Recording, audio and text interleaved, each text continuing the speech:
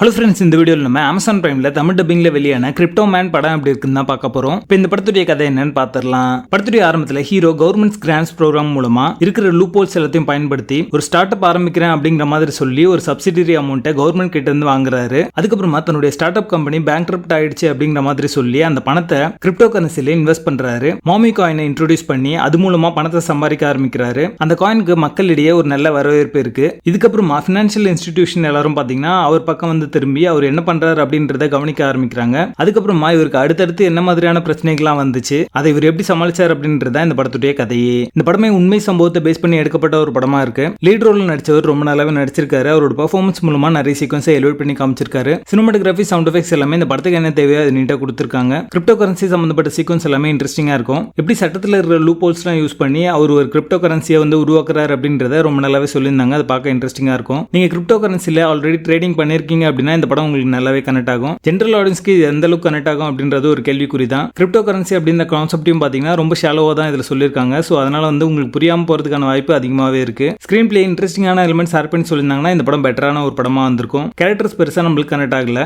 படத்துடைய பேசிங் ஸ்லோவா இருக்கும். நிறைய சீக்வன்சஸ் போரிங்கா தான் இருக்கு. மொத்தத்தில் எந்த எக்ஸ்பெக்டேஷனும் இல்லாம டைம் பாஸ் கேட்டதுல ஒன் டைம் பார்க்கணும் அப்படின்னு நினைச்சீங்க இந்த படத்தை ஒரு முறை பார்க்கலாம். படத்தில் அலர்ட் இருக்கு. இந்த படத்தை நீங்க ஃபேமிலியோட பார்க்காதீங்க. கிரிப்டோ மேன் படத்துக்கு எங்களோட ரேட்டிங் 5 out of 10.